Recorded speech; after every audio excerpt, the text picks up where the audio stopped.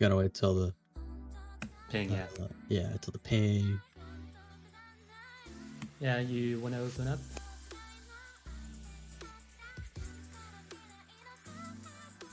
You know what? Yeah, I'll open up. I just need to mute the stream. All right. Oh, it pings me now. Okay. So welcome back to 4-Digit Mania World Cup 4. Today, or not today, just now, we are seeing Netherlands versus Peru. Two very strong teams fighting out quite early on. So this is going to be an interesting match. Seems we're going right into the warm-ups here. I am joined by a pregnant... Sorry, I meant Patraj. It's hard to mess. It's easy to mess his name up. I'm sorry. Oh, it's an SV map. Oh, I did not expect that. Anyways, I mean, I think it's Netherlands warm-up, but of course they're gonna go with some SV, considering like most of the players are SV biased. And he's dead. Where'd he go? I think he'll be back. There he is. oh, what happened? I don't know, but as I was saying, it's most likely Netherlands warm-up, and Netherlands are a very SV biased team with Nainarui, Seimitsu, and I'm guessing some others. I can't remember their name, but I know them because I went up against them. But I do know they are fairly strong on the SV side, so having an SV in the warm-up is kind of expected at this point.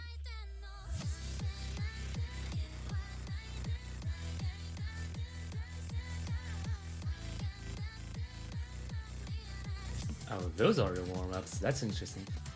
Anyways, yeah, about the match, Netherlands is seed number 4. It's definitely one of their highest seeds they've gotten over the years.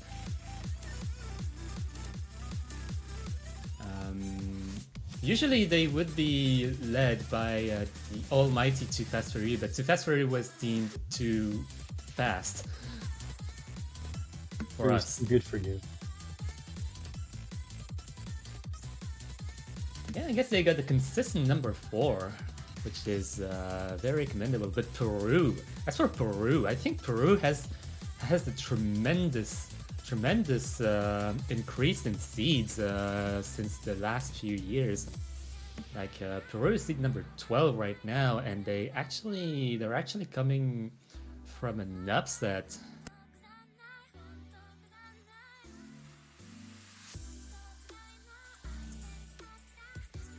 Yeah, actually, that's a huge upset, actually. They beat Indonesia last week 5-3, and Indonesia is seed number 5. So, very, very dangerous territory for the Netherlands.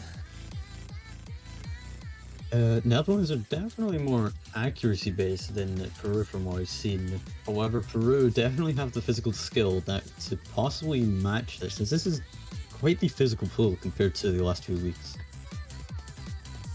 Yeah, honestly, it's going to be interesting to see how the difficulty ramp up is going to be affecting both teams, actually.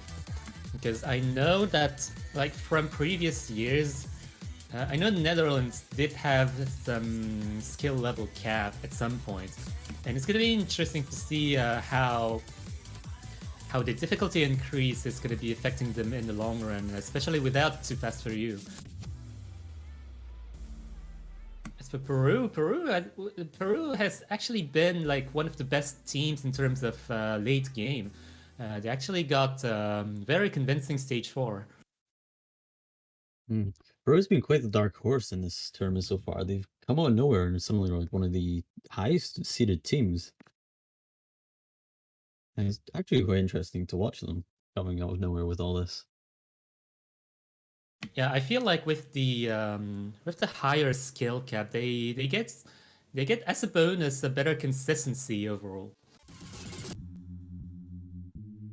Oh, we're going with quite what looks like quite the difficult tiebreaker. Not tiebreaker. Why am I thinking tiebreaker? Warm up. It's not a tiebreaker. Where did we get tiebreaker from? We're kind of jumping the gun a little bit. Yeah, skipping the entire match, going straight to tiebreaker. Whoever wins wins. Oh yeah. I gotta wonder about the format of a all tiebreaker race, all tiebreaker tournament. think it would just be like a best of one. You could have the whole thing in one day. Yeah, yeah, could have a best of one.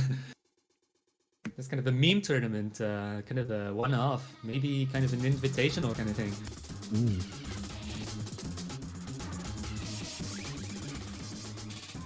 Oh, definitely would be a tournament I'd like to watch. Just see 1v1s, one match, just like full long stream. That'll be something to sit down and watch. Super sudden death. That's actually a good name for it. Sudden death, yeah. Yeah, super sudden death. Or just to have a tournament where everyone has to use sudden death, and if you die, you're disqualified. Oh my And god. then just get harder. That would be so hardcore. That would be hardcore. Mostly because you can mess up at any moment. Mess up early and you're gone. Yeah, get the lag spike, you're gone. More of a consistency tournament rather than anything, I guess.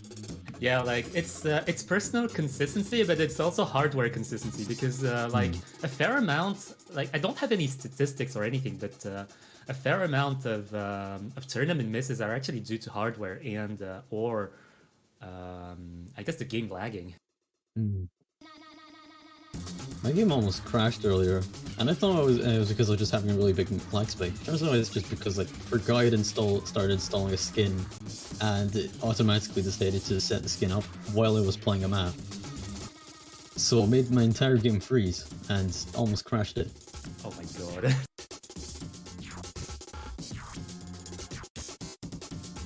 And honestly, I don't think it was worth it. It wasn't even that good of a skin. I mean, it was very nice menus and stuff. It's more just like, I didn't like playing with it because it had some very extreme cut LNs. Oh yeah, you gotta... Some people really like their Percy's. Yeah. Some people really don't like their Percy's. Shout out to Codex, by the way. I'm a Percy hater. I like my LNs to last the entire map.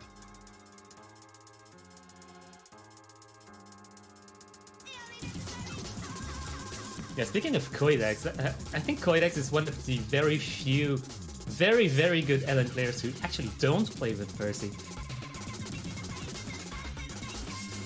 I tried playing with this non-Percy skin, so to speak. It was definitely... the tails were larger than what I'm used to. And it almost felt like I was playing some extremely dense inverse. So it was really quite difficult to read. Yeah, especially if you're if you actually got used to Percy skin in the past. I know I've been kind of addicted in the past to kind of an overblown Percy that would basically make LN density look like rice. But now I like to think that they have something kind of reasonable.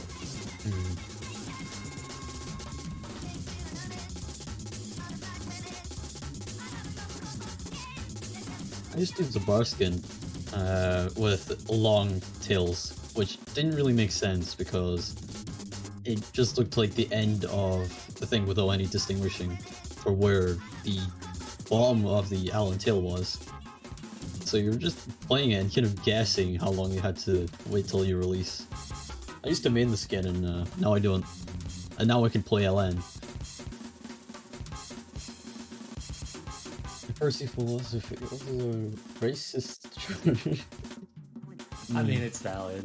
It's Yeah. all warm-ups anyway, so we're gonna find shit to talk shit about. Oh my god, I don't want to see it. Oh no. Thank you. It was cleared fast. Yeah, thank you. Thank you for getting rid of Thank you. that for us. Now that the warm-ups are over, we can finally like get the roles in, get the bands, get the picks. Get the fun stuff. The filler content is gone.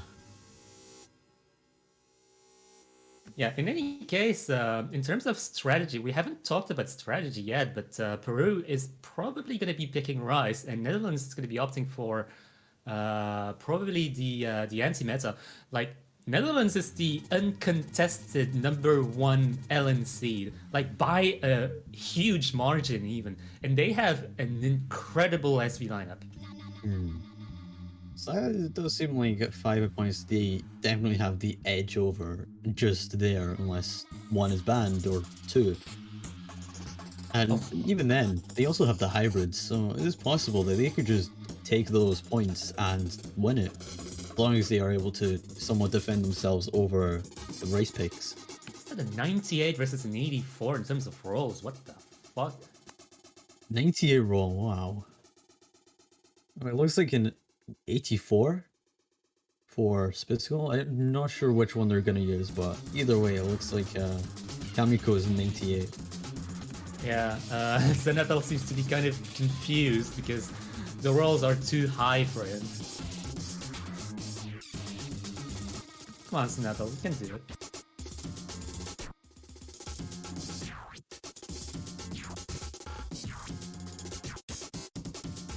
Oh, Netherlands is never gonna be playing never again. That was a sentence. that was kind of hard to understand. Oh, and actually, quite interesting.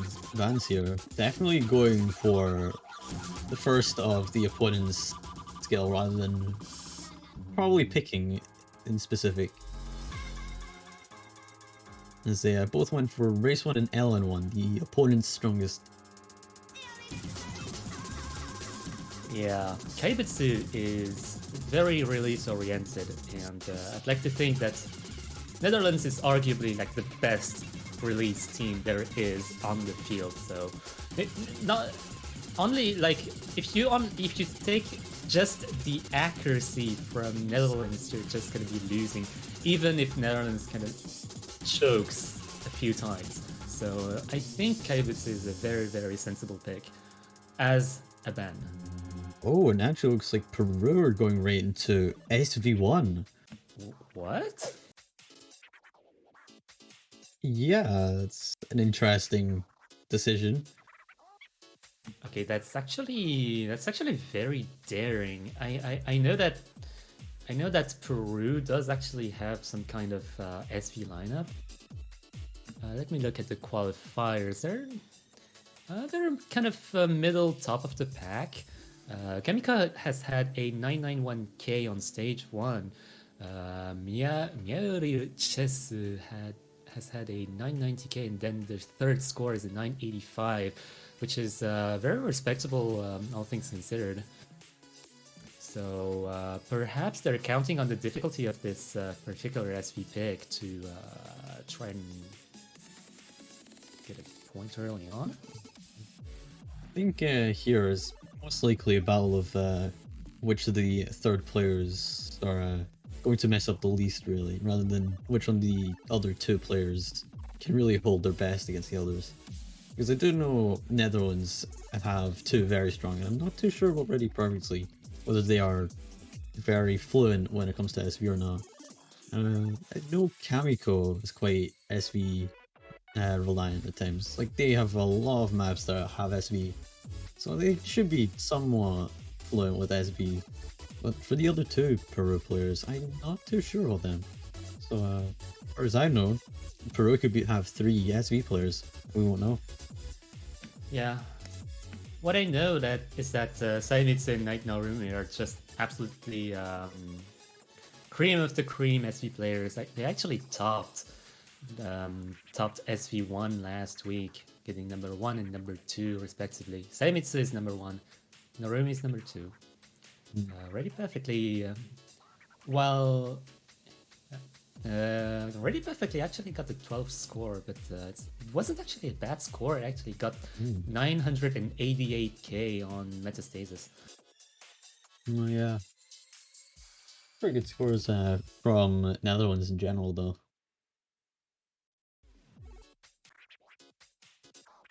And it's quite interesting, though. Up until the last match, we have not actually seen SV1. I'm pretty sure it was banned every match. But until now, it's now been 2 in a row that SV1 has been left open and picked. Yeah, quite an interesting, I guess, philosophy. I was expecting some sort of SV picks from this matchup, though, considering Netherlands was here, who are definitely the SV kind of team in the tournament. Yeah, I would have expected Peru to basically use all the rice picks all the way. I did not expect Peru to actually lead with SV. Mm. So maybe they have an ace up their sleeve. Maybe it's an intimidation tactic. Maybe they're saying with this first daring pick is that, yeah, we practiced that. What about you? They do have an early lead though from Ready Perfectly, sort of slipping up accuracy on those slow jam LNs. They are very difficult to ratio though. Oh yeah, those. Yeah, put some LNs in some slow jams, and yeah, it's a recipe for disaster for many people. LNs mixed with SV are two of the most disliked skill sets mixed together, just to make an even worse one. And yeah, it's expected that it will get played a lot. Yeah, shout out to the most disgusting SV mapper, Arcat. Yeah, 11-8 with his LN only map with SV. Yeah, I don't know why would you do such a thing, but actually, yeah, it seems like Peru is on a good way to have their wish fulfilled, but you gotta be careful not to choke.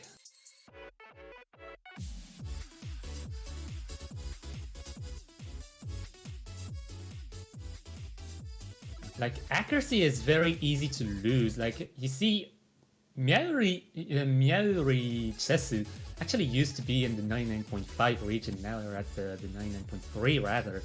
Like when you get a 200, it's immediately visible, and now you see that the Netherlands are actually taking the lead despite already perfectly not having 99% quite yet. We do have these slow jam LNs that read it perfectly has happened before. Could possibly drop a little bit of accuracy again. Okay, they're gone now, and the lead towards Netherlands is still alive. Spectro and Ready Perfectly have balanced out their accuracies to kind of make a battle between them both, and it just seems like Netherlands somehow managing to turn it around right at the end and taking the first point on SV1. That was a very, I guess it was a very high class kind of first pick. Like this is not very conventional as a first pick. Like I don't think I've seen much of that before. Like Peru had the lead for basically the entirety of the map. Just Netherlands just took it in the end because most likely because of accumulated accuracy drops. Hmm. Also, 987k is a very good score on that SV in particular. Anything above a 975 is an incredible feat, in my opinion. As those slow jam LNs can absolutely tank your score. Yeah, my personal best on SV1 is basically what 982, but well, I didn't put much thought into it because I expected the pick to be banned in my match anyways. Hmm. I don't think I should say what mine is since I still have a match tomorrow where we might play it. Yeah, like, yeah, I'm yeah, not gonna go mentioning it. yeah. It's a wise decision.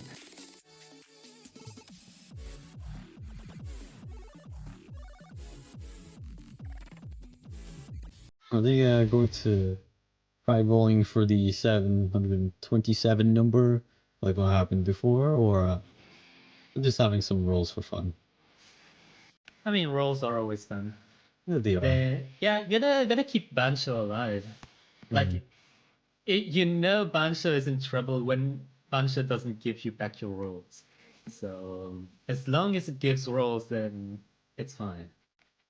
And you see it's a Chiri Kinshi being picked, LN3.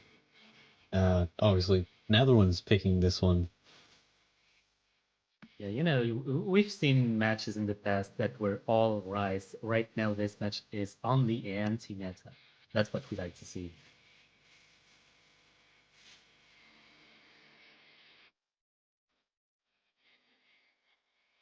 That commentator's command is quite accurate. Oh, yeah, it's definitely So, accurate. hmm thank you, Albion. Fuck you, Albion. Hello, Miyarichitsu.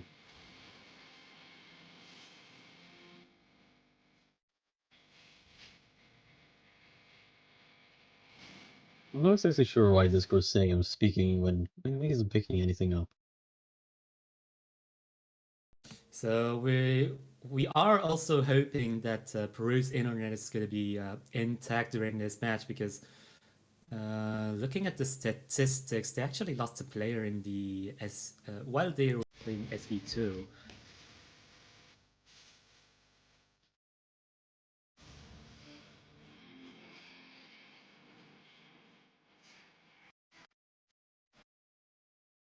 And so far, it does seem Netherlands take the early lead here, but it's very close still. And that drop from No. Eric giving a little bit of an advantage over to Netherlands. But it's still very early on into this very long map of 3.5 minutes. So doesn't actually matter too much when you have a lot of space to maneuver in this map. Yeah, nerf management is very important in this deck because it's very easy to just drop in and just kind of randomly. Oh my god, Netherlands is way too strong in the lens. They have a very complete lineup as you can see right now on the screen. Like they have basically three players who can basically compete against each other. Oh no, as soon as I say that, Freak actually drops a combo, and now we are tied in terms of combo breaks.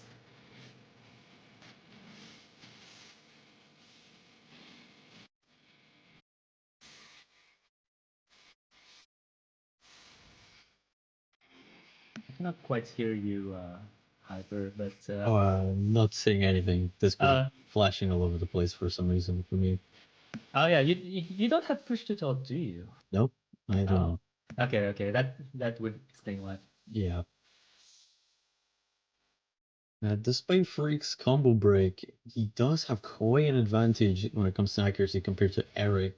So the trading of combo breaks doesn't actually give too much back into the hands of Peru. Yeah, right now looking at the accuracies, Kamiko and Miyauri are actually doing a great job right now. It's just Eric kind of lagging behind, maybe because of the initial break as well. Quite unfortunate case of the third man. It's very common in these kinds of tournaments, though, where limitations of player count can Oh, eventually cause you having to prioritize one skill set over others, eventually leading to one person being thrown in, well, not really being too good at this skill set.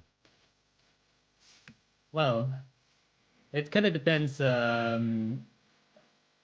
Well, which dimensions you're considering for the third player right now, because Peru actually has the combo lead right now as Freak actually broke while we're talking about it. Hmm. But still, it's a very huge accuracy differential right now. Oh no, that's going to be tying the combo, and that's not a good thing for Peru because they still have a lot of accuracy to catch up, and we are in the last course. And this, like, they have about, oh, actually, a drop from Kamiko just securing this win for Netherlands with only about 15 seconds left in this map. There's nothing Peru can do to bring this back.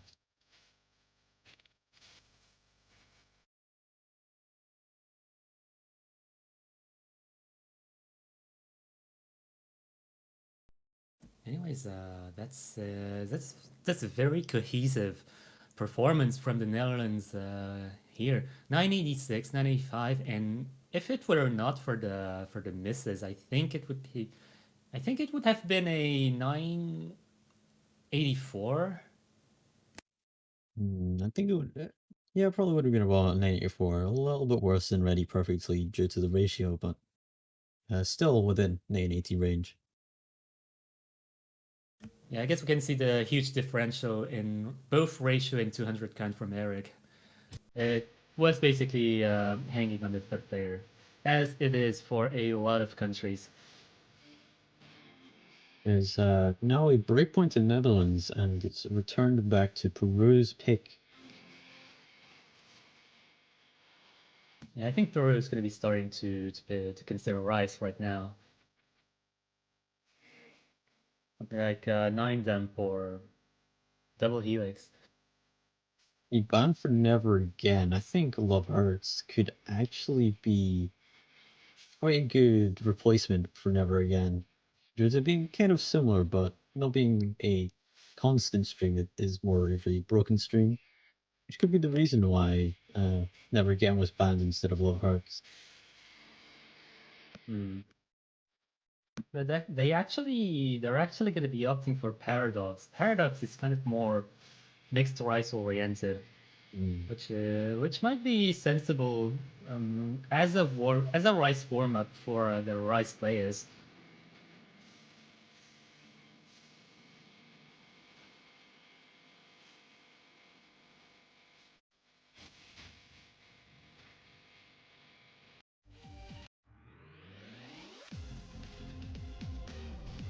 So I think teams might not be too keen on picking Love Hurts or Higambara because of their conventionalness, and their conventionalness makes them affordable by a fair amount of teams. And when you're expecting the other team not to choke, then you gotta be giving your 100%. As far as tech pick goes, they have been very, very choke heavy, and while it is bad for your team, as your team can choke, you can also take into account that the other team is going to be choking more than you are.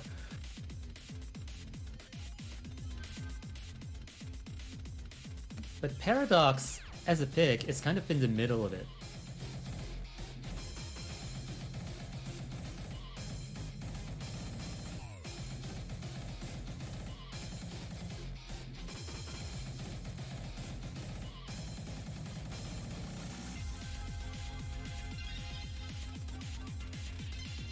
So right now we're looking at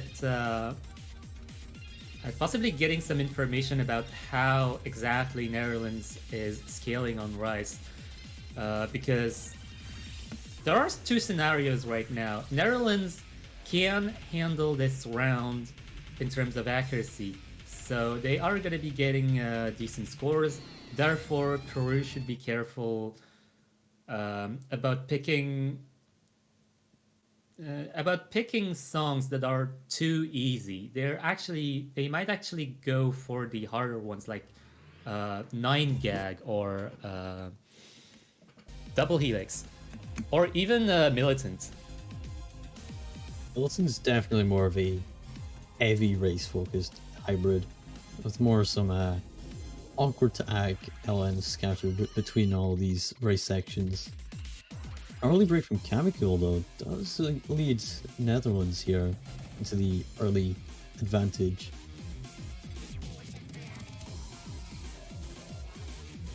Yeah, the other scenario is that Netherlands actually cannot handle the rise, therefore Peru can actually go with much more flexibility through all the rise.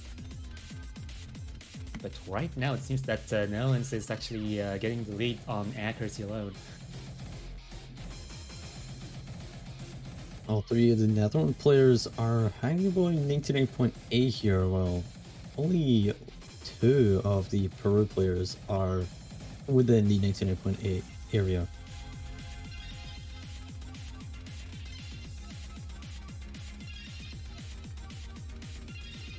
Yeah, it's looking like a very uniform lobby actually.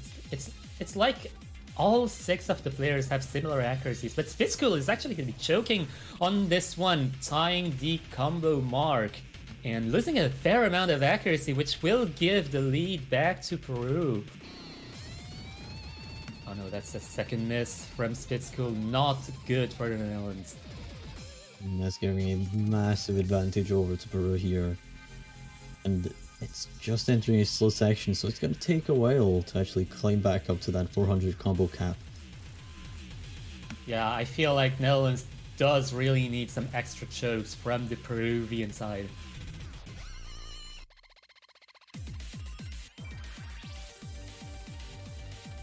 Now we're getting into the denser sections, and what is the denser sections going to do to both of the teams' performance? It seems that Peru are actually able to hold their accuracy through these denser sections much more easily than Netherlands have been doing. As all three of the Netherlands players have fallen down from the 99.8% high horse. Well, Peru, all three of their players were still very high compared to the Netherlands. And that is the first point for Peru. Yeah, very beautiful points actually. Eric with a V1SS and a very beautiful ratio. Like in this room, like they have very similar ratios. There's only really perfectly who got above 300s.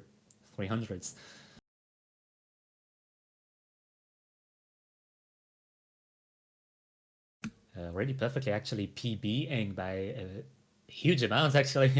I that's actually very impressive. Like improving your PB by more than 10,000 points in a match like this is very impressive to say the least. Like I know that with some amount of adrenaline, I tend to overperform in tournament situations.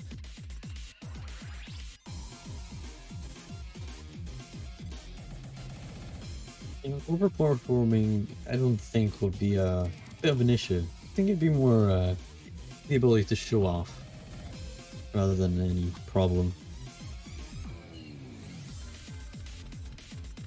But at least it's better than underperforming and costing yourself a match.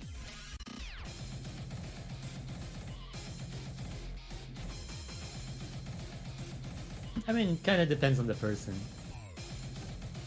Sometimes it will kind of freeze the person up, making them choke more than necessary. The other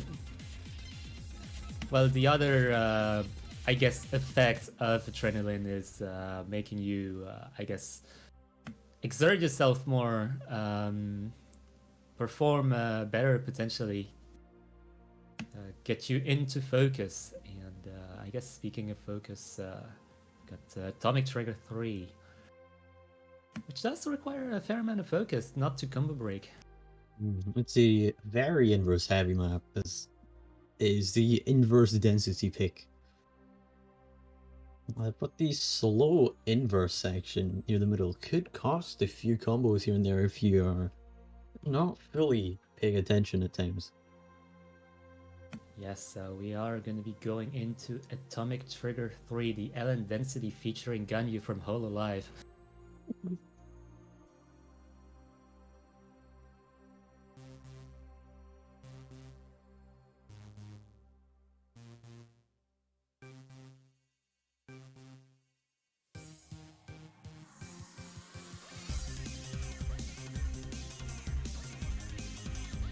I want to see some hands in the air.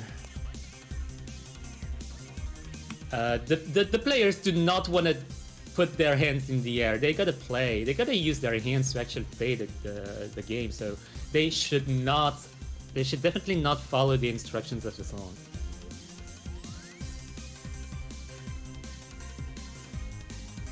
It actually took me a while to figure out what was being said in this song. It wasn't until I was in a VC and someone said, "Put your hands up in the air," I realized it was actually saying, "Put your hands up in the air," and not just some random gibberish sounds. I mean, most of the time you're gonna be hearing some random samples and, for example, some random Camellia nicks. Especially Camille's most recent one of some guy screaming. Somebody scream! I'm not gonna be screaming, yo. I'm gonna be screaming because a choke is gonna be happening right there.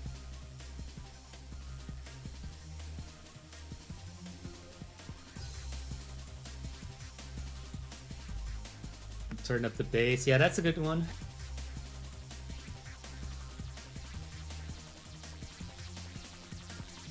Or the most well-known one, drop the bass. Drop the bass. And also just a bass as a sample. Don't forget the kick. Oh yeah, Burger King, Burger King, King. I don't actually remember the letters. Burger King, Burger King, King. Ah yeah, thank you.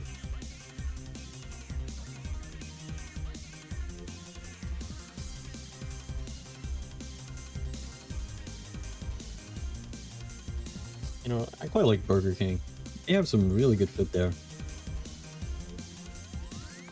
Yeah, it kind of depends on the country actually. Like fast food, depending on the country, can be vastly different. That's true. I do know in McDonald's they don't sell certain types of meat.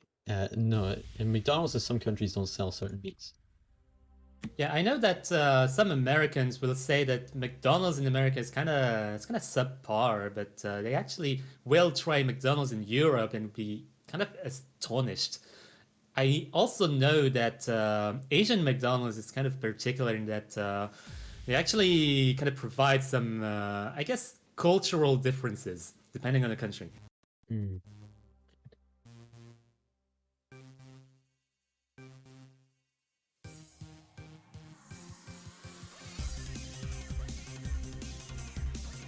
I'm not sure if that's an early miss or if that's just a bancho from Kamiko.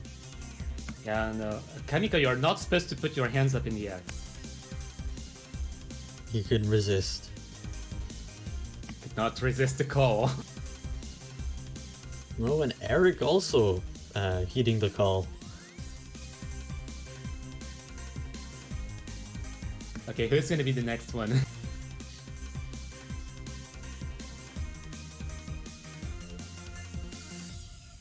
Alright, coming into the inverse break, the very slow inverse break. Like, in a normal situation, it's quite easy to get that down. But in a tournament situation, you are nervous. You are holding those keys down.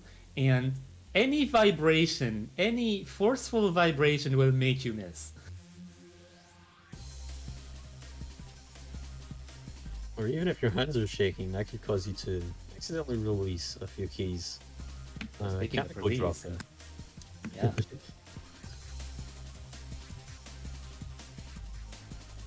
But yeah, it's quite demanding in terms of coordination right now, and it seems that Naren's just running with it right now.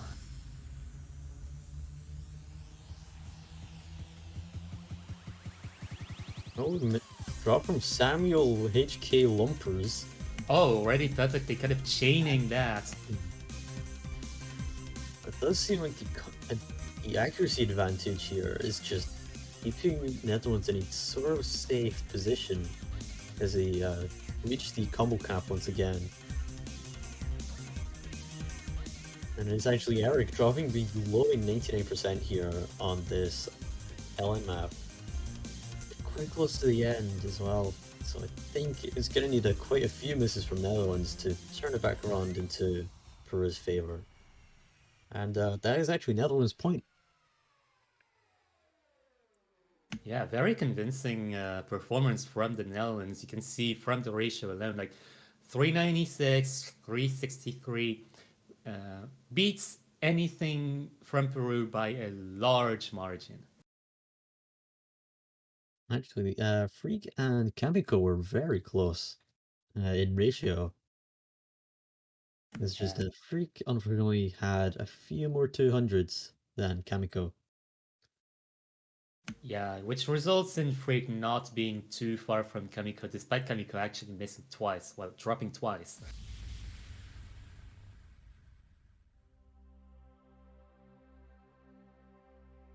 And it's now Peru's pick.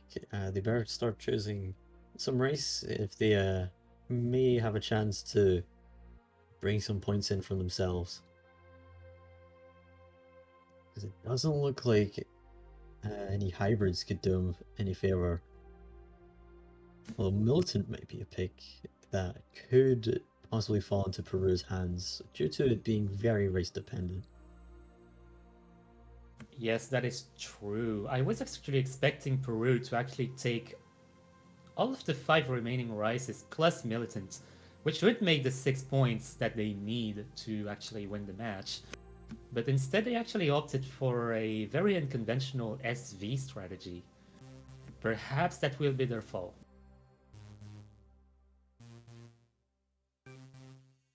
It did look like it could have been Peru's point, however, it just was turned around in the very last moment and went to Netherlands.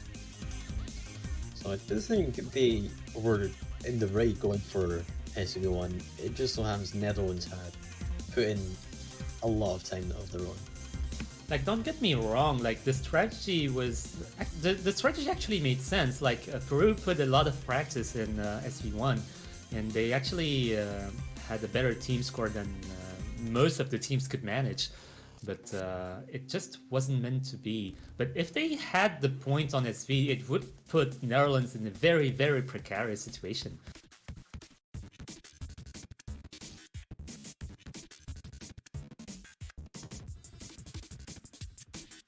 But it seems that we are going for 9 gag.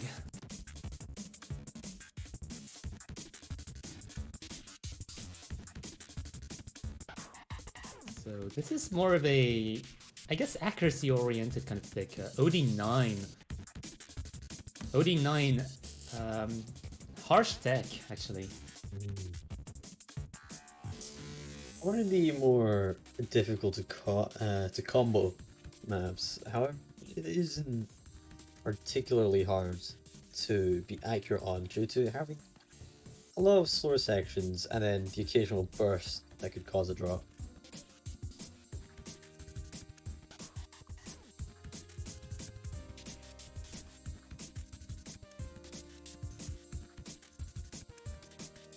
Yeah, honestly, like, it might either be choke dependent or accuracy dependent. I don't really know how it's gonna go actually, because Netherlands does have respectable accuracy.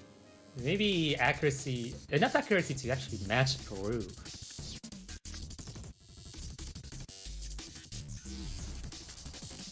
I do think it's still rather early for Peru to really go full on with the race due to it still being quite accuracy heavy. But I think the next few rounds we're gonna see a lot of Peru just absolutely shining in the race department. I actually feel like Peru could be a rival for United States in the later stages. I do think the United States is very race focused as well. So Freak, as the freak of nature he is, very cultured individual, gonna be deciding to play on the toilet. Looks like he got lost on his way. Like, you know, if you're getting lost between the toilet and your usual computer seat, maybe you can have an alternate setup in the toilet.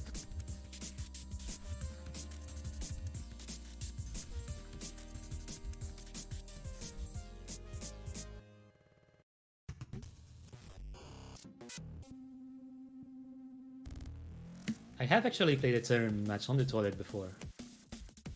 How did it go? I lost 6-1. I mean, I guess you were preoccupied with some other things. Yeah, that's fair. That's fair.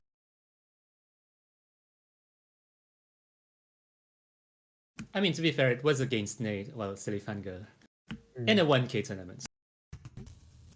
I guess you didn't really need to bring like a full-size keyboard in with you. Yeah, just one key. One single key. Bring one of those macro keyboards in on a really long lead. Just tap away from the bathroom.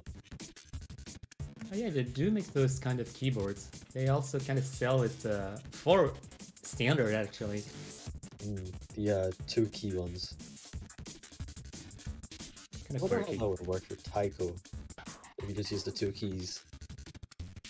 Yeah, I don't know if it'd be enough, but Freak is actually gonna be pulling the first choke, the second choke as well. And it was looking like Netherlands actually had the lead in terms of accuracy, but I guess the lead goes back to Peru just on combo alone. Accuracy-wise, it's probably around about the same due to Freak kind of bringing down Spit's skill in the average. But we also have just the massive combo difference now because of Freak's drop, or rather 2 drops in short succession. Yeah, I think this pick is going to be decided by the amount of misses on either side.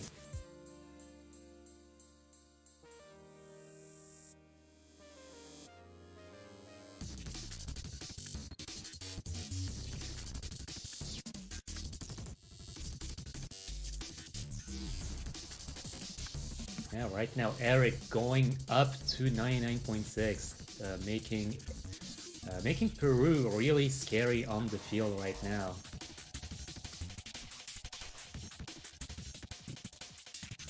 Like, I really don't want to see a country that can actually pull a minimum 99.6 across the board. It is, having a split school has fallen down from a 99.8% accuracy down to 99.65. I think he's dropped on a few of the bursts, combo, accuracy-wise. Yeah, it's a shame because Kamiko and Henry had not dropped any accuracy from the beginning. They actually were always towards the 99.7 range.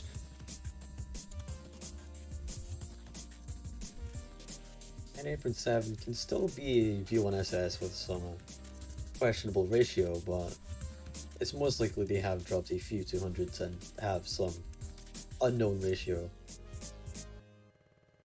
Yeah, gonna be seeing the results right now. It's a few 200s all around and no V1SSs. I do think those bursts would just deny any attempt of SSing. Okay, well, accuracy-wise, I kinda... Yeah, it's kind of on the screen right now, like, the amount of 200s, there's like 3, 4, 3, 3, 5, and then you've got 23. Yeah, I don't think much else needs to be said. Is now once again back to Netherlands pick. I do see them maybe going for Flames or Disintegrate.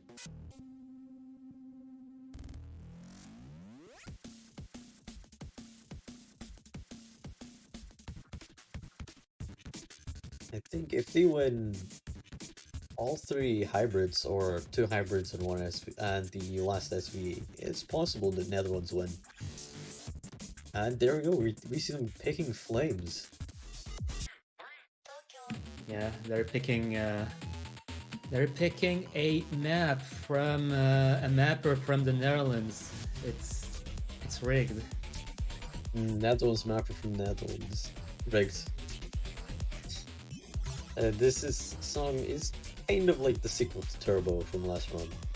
So this kind of thing we see Netherlands go for a sequel to SV. Just so happening to also be one of their strong suits of long note. Yeah, it kind of plays into the long note advantage that the Netherlands have. So, if Flames is the sequel to Turbo, what is the sequel to Flames? So, first you get your Turbo on, then you keep the Flames on, and then when you run out of gas, what happens?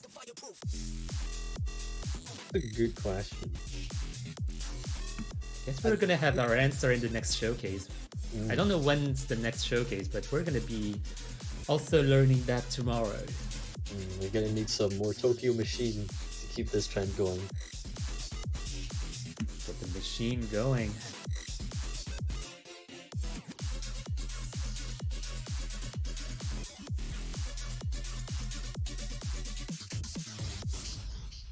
Oh, fastest crash! Yes! No way!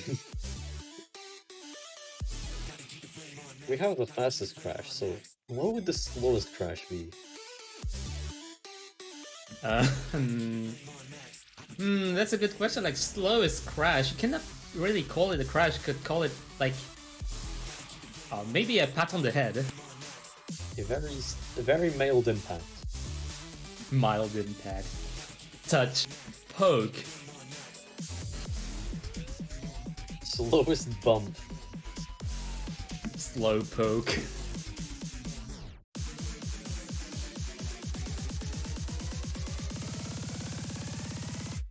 One of those crash is just fastest crash, but all SV. And the SV is just, the whole thing is 0.3 SV. Got lots of slow jams.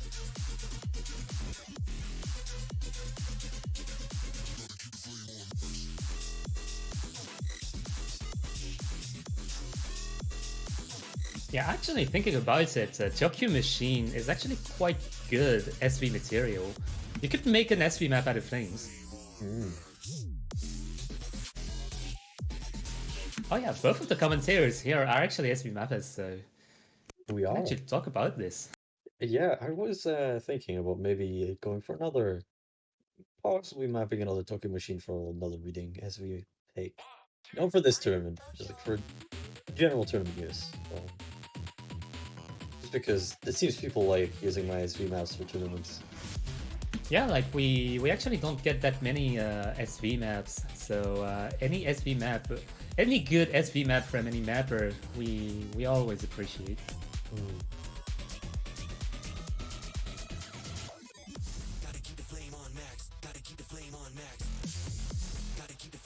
I'm gonna look at a list of Tokyo Machine songs to see if there could be a sequel to Flames. Through the fire and flames.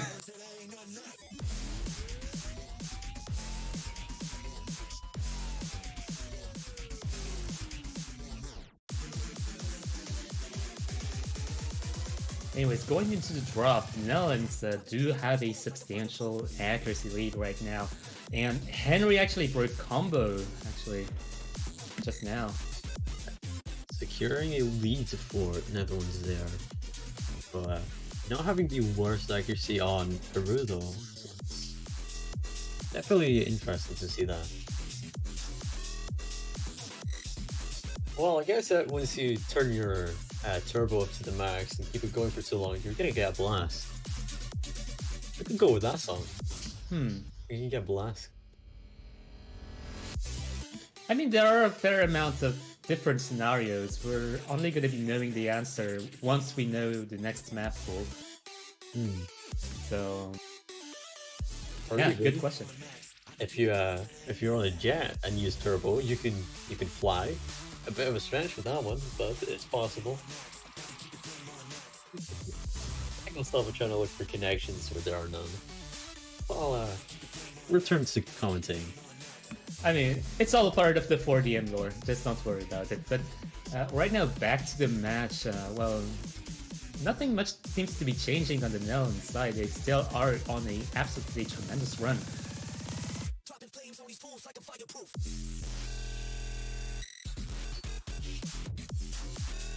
Seems all around, besides Henry, everyone's just having a full combo. Yeah, it's all full combos all over the board, and Netherlands have basically 3 of the same player right now. And as for Peru, they're kind of a little bit more heterogeneous. With Henry being in the 99.4 range, Kaliko being in the 99.3 range, and Spectre being in the 91.0 range.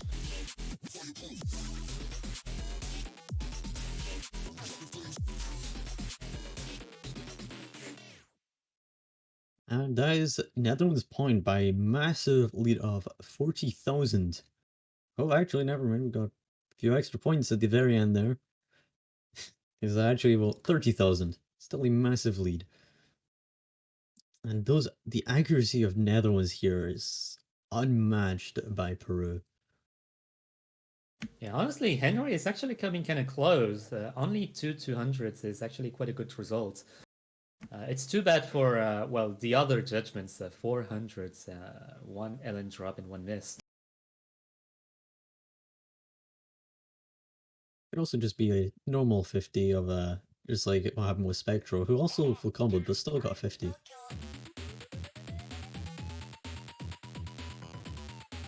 And is now returning to Peru's pick here. They are down 2 points and 2 away from Netherlands winning. So they'll definitely want to win the next 2 to get a tie at least.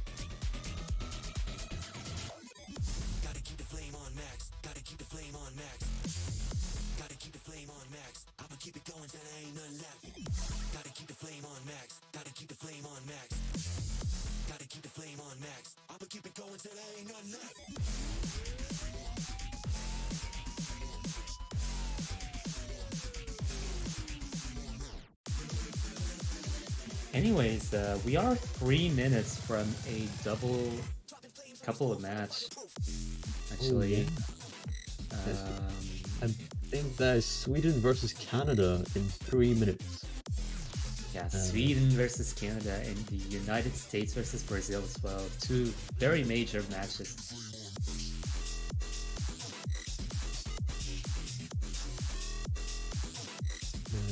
United States versus Brazil is a winners bracket, so I'm not sure if we're gonna be going to that one or if we're gonna go to Canada and Sweden next.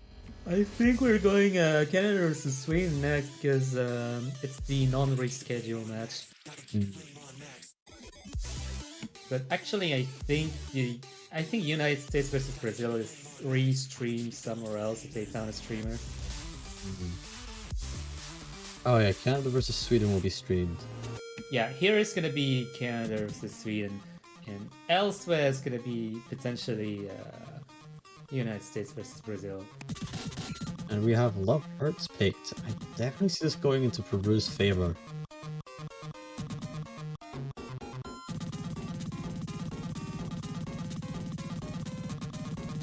Definitely got that kind of chiptune speedcore feel to it.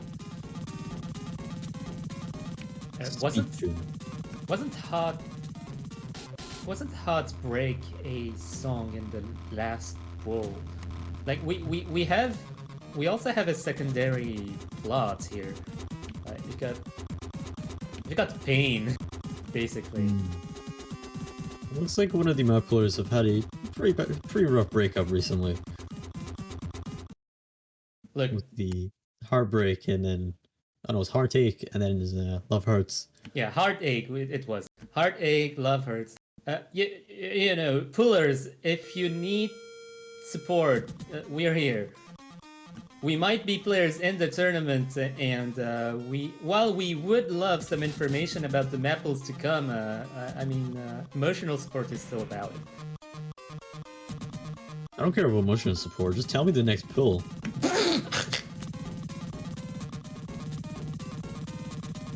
Way too rude, my message.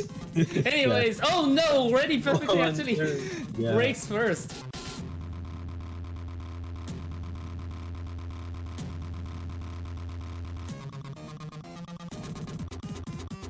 That was an unfortunate miss for Ready Perfectly, but those seem like a break or none.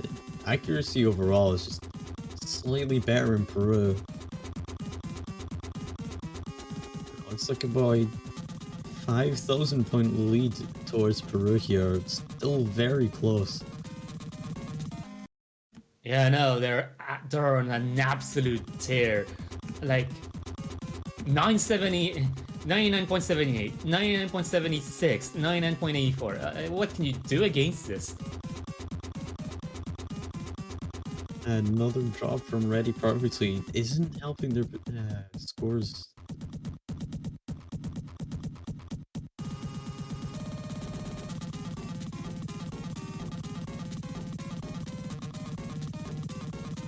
Oh, we see a break from Spectra actually, but that's not nearly going to be enough, especially since Spectra's miss was actually pretty clear. Oh, and there's another one from Spectra. But the accuracy from Spectra is definitely quite impressive considering they've missed twice.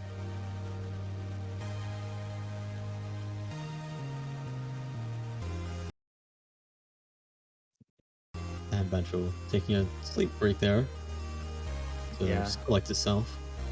Yeah, like the song takes a break, so Bancho will take a break. It's following along the match as well.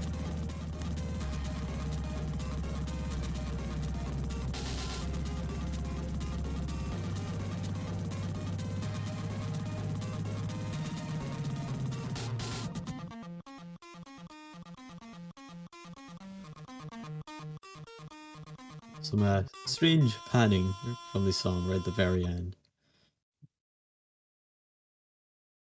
Yep.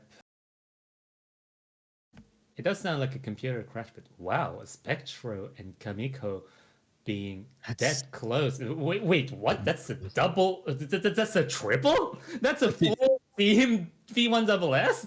That is a 3-way double S, but minus the 2 misses, but what the hell? By those 3 misses, 2 misses. That would have, without those, that would have been a 3-way SS. Peru are just incredible when it comes to the race scores. It is, however, Netherlands' pick, and it is once again their turn to choose something to mess with Peru.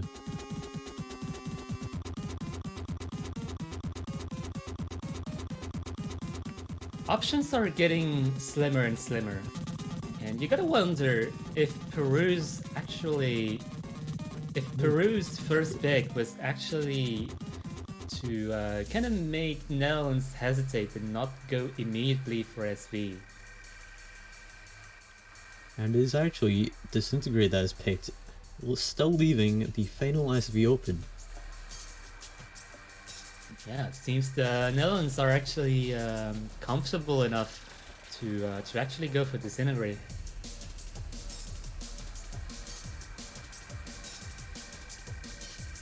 Still, only being 1 pick up isn't really a position you want to be too comfortable in, as you could mess up on one map and it'll be right back into being a tie. But if they win this, that's them going into match point. So that's definitely, winning this is going to put Netherlands in a great position. It looks like Eric and Simitsu have decided to swap countries. Ah, got some trades going on.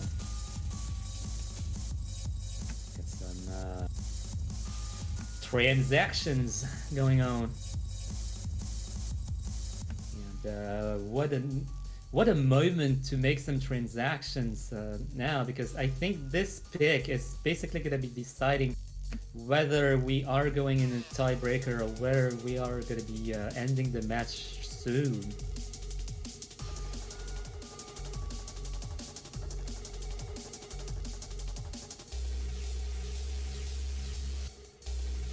That's now everyone on the correct teams.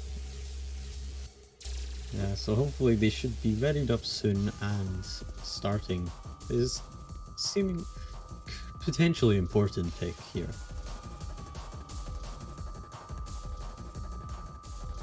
No pressure though. We don't want the players to disintegrate.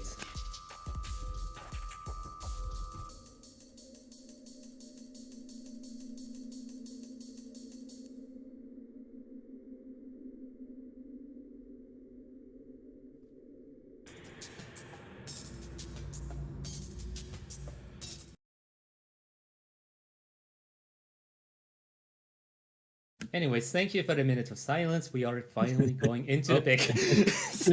Alright, now it's time to play. There's that. Not going to talk about that. And instead we're going to talk about how Bancho is stuttering. Funny, right? Not disintegrating. Anyways, let's go! It's actually a very close start, flickering back and forth between both teams. It does seem like there's some good act on both sides, actually, and some not as good act on both sides. Don't want to say bad act, because that sounds really mean. Yeah. I mean, what kind of commentator would diss the players live? I mean, fuck you, Albion. That's a great question.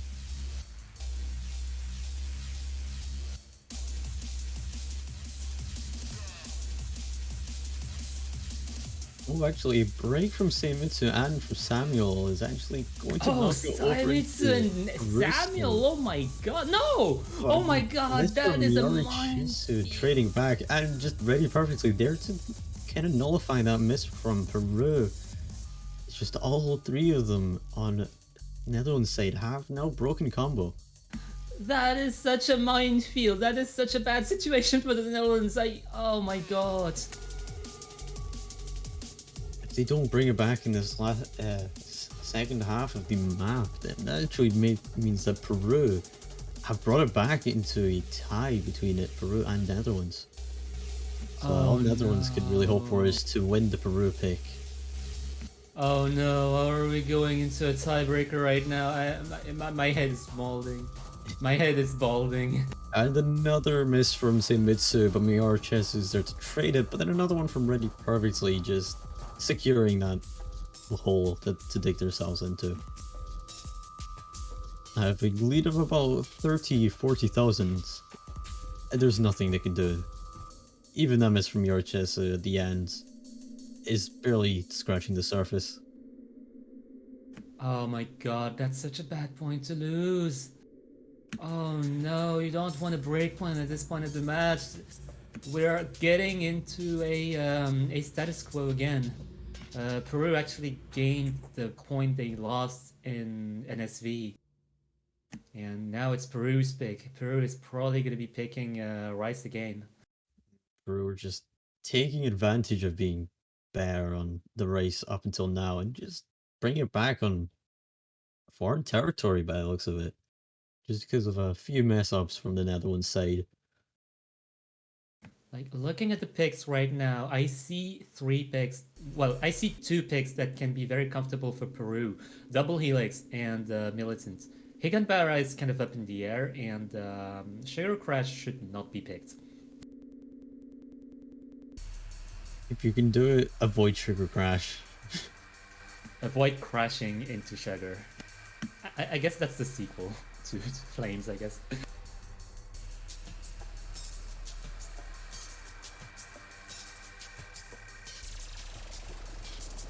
We're definitely taking their time here, putting quite a bit of thought into their pick. A reminder that both of the teams actually get a tactical timeout each.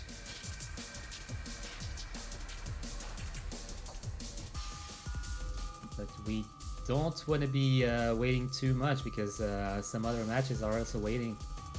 Canada versus Sweden and USA versus Brazil. And they're going for Double Helix, the second to last race map. And definitely one of the more difficult race maps in the pool.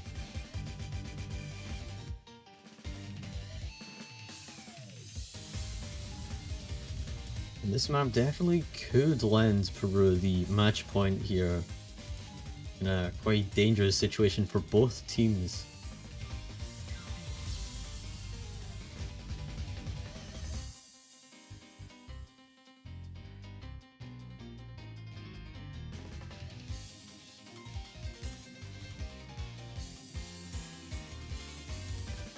Looks like Nate Narumi is coming in for Seimitsu, and I think it's the same lineup for Peru. Narumi's playing this, what the hell?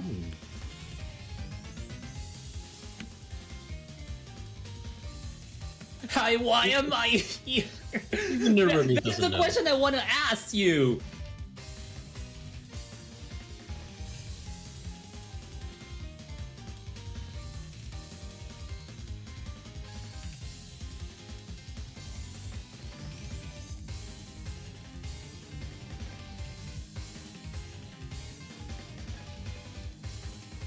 Hold on, let me get some snacks because this might get into tiebreaker. Can the commentators have their own tactical timeout? Because I think I may want it.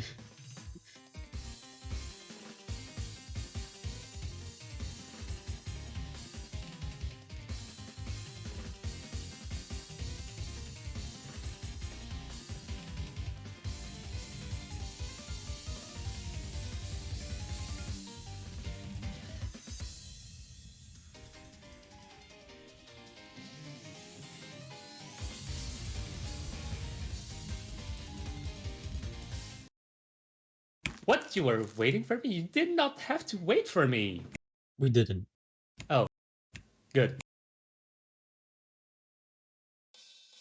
And we're now getting to the map, and it looks like Spectral having a bit of a rough start there. What even happened there?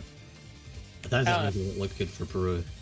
yeah, maybe nerves are getting to Peru actually, because we're getting awfully close to a tiebreaker. I think he may have started with the wrong bends. That's not a good way to start off the map with the 95. Samuel Klumper is coming with a trade, but that drop at the start is a little bit too intense for one miss to trade out accurately.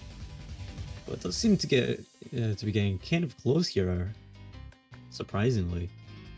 Physical No, it's trading cool. and actually pushing it back into Peru's side here. These long jacks are very hard for some players to act.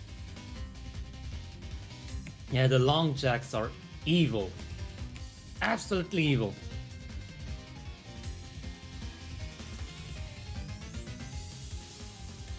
And the trail is very evil, but everyone's going to be getting it. Except Spitzko actually misses afterwards.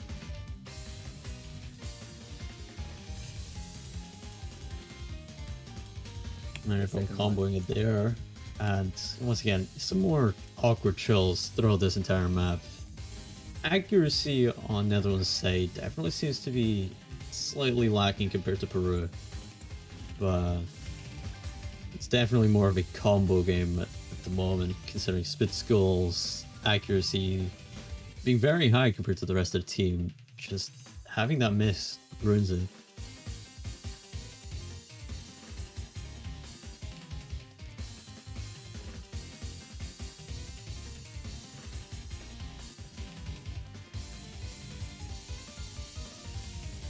And not very long left in this map here, and it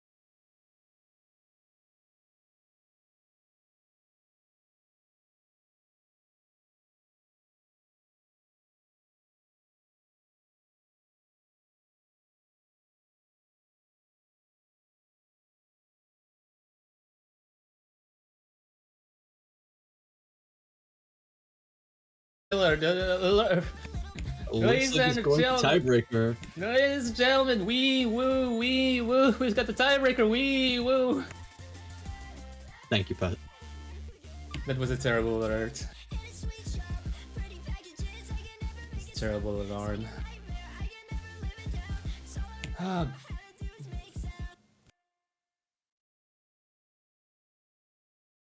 And it looks like we have tiebreaker.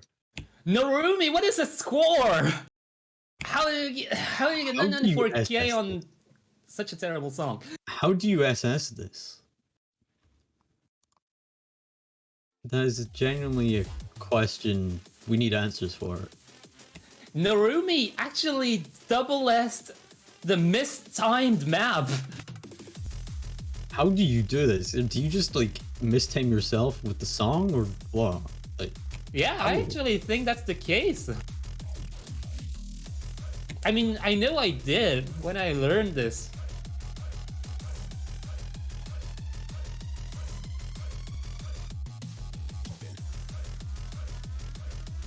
Oh man, I'm not ready for this. I don't know how it's gonna go because Divergence as a tiebreaker is actually kind of LN oriented. It has a fair amount of LN elements on which Peru will actually be susceptible to combo break on a lot. But there's also a huge amount of rice in it, on which Netherlands can also combo break a lot. Gonna be honest, the only thing I remember about tiebreaker is one line from the showcase of pseudo quads. I did not enjoy hearing that. Like, I was scared when I heard the phrase pseudo quad. I was like, what does this mean? It's not as bad as you'd think, though. It's just flams in a quad.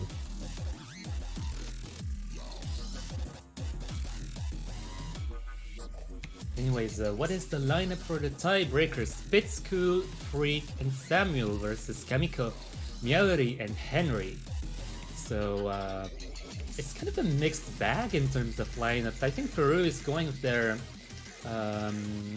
Rice lineup, more or less, and Netherlands is kind of going with the hybrid lineup. Oh, I don't see Eric, though. Eric was very strong on the race, so I think they're definitely bringing in a little bit of an LN player as well.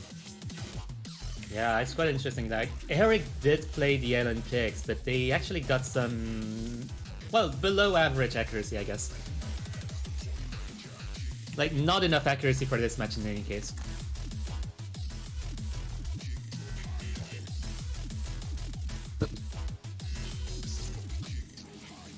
And here we are, Eric coming in.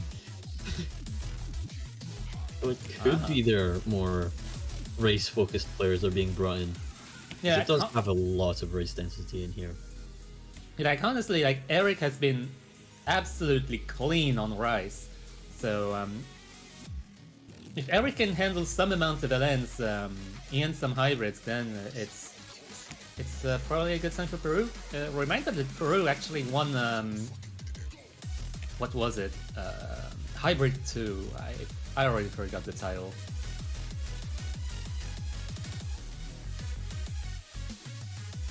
Disintegrate. That's the one. Nice, thank you. Was it I think it was Disintegrate. Yeah, it is Disintegrate.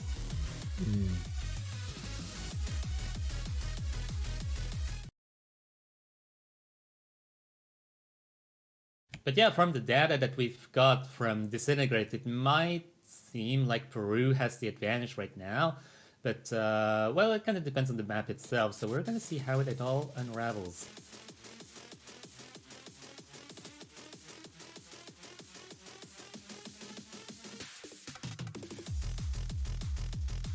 So it's a bit of an early lead towards Netherlands here.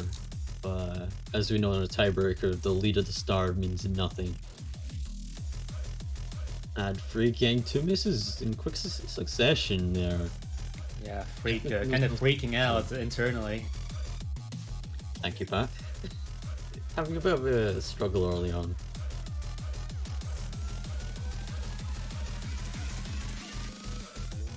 But yeah, anyways, if Freak can handle the rest, then those misses at the beginning are basically nothing.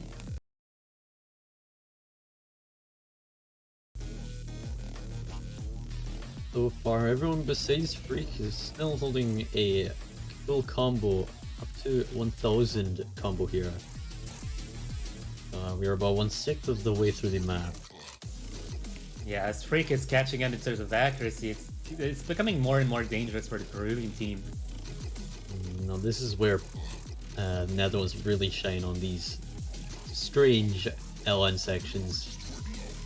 So it's really down to some sort of mistake on the Peru side to turn it back around. You can definitely see like the league growing smaller and smaller, but it's gonna be becoming a bit larger as Freak is breaking combo. Got a double combo break from the Peruvian side. Spitzko missing twice with Freak joining right after though, putting it back in Peru's favor. Yeah, that's a trade. That's a trade.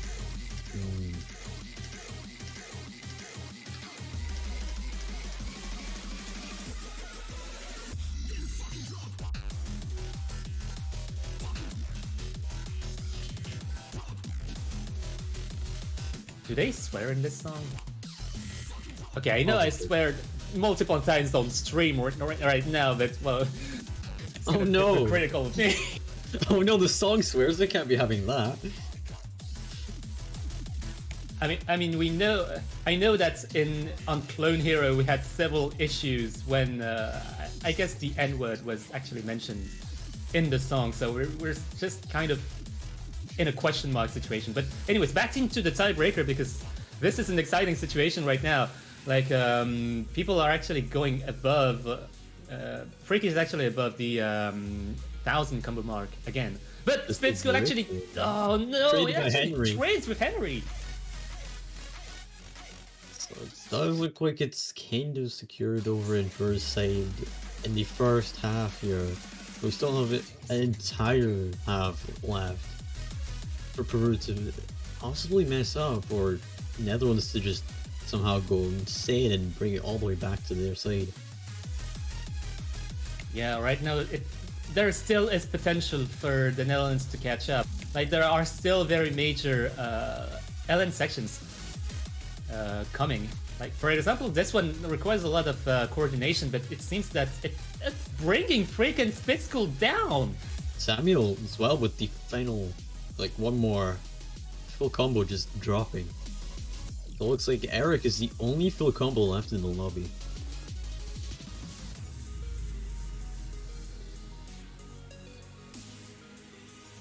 Oh man. If Peru wins this, that would be their second upset in a row, and that's a huge upset. They upset Indonesia, seed number 5 last week. They're now upsetting seed number 4, Netherlands. Aren't they seed 8? Peru is seed 12! They're seed That's incredible! 12.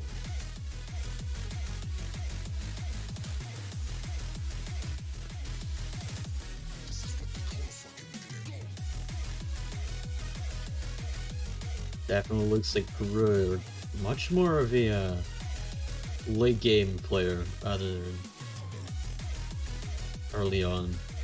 Though they seem to be dealing with these kind of maps extremely well. Yeah, right now at this stage, like the tiebreakers have always been a tad harder than the main picks, so it plays right into the hands of Peru right now. But the fact that Peru has managed to get through early game intact is putting them in a pretty advantageous situation right now. They're looking like a seed number 3 or something in terms of actual prowess. Now that they actually got rid of their accuracy, I guess the downfall.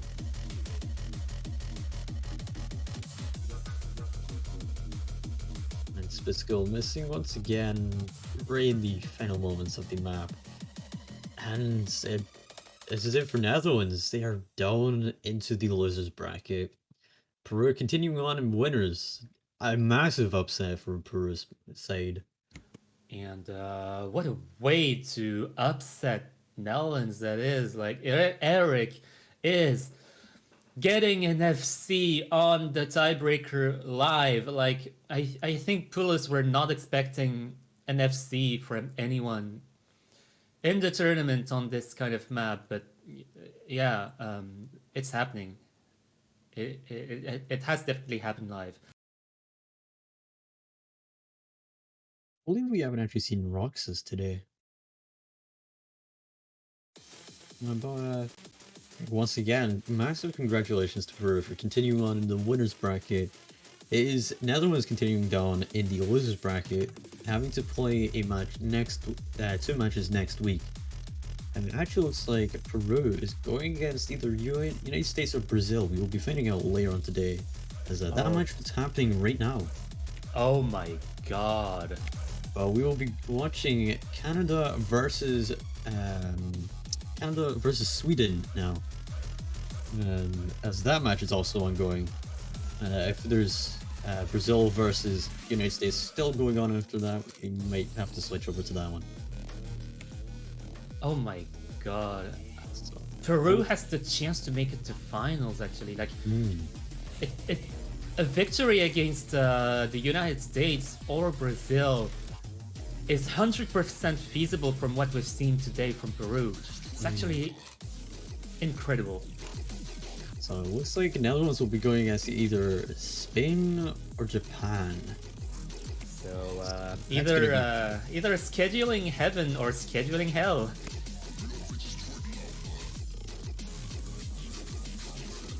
Actually, it's going to be some sort of scheduling problems if it goes Netherlands versus Japan. It'll be quite an early game for Netherlands, but hopefully they go against Spain purely for scheduling, as that could be so much easier to schedule, just them being within one or two UTC of each other.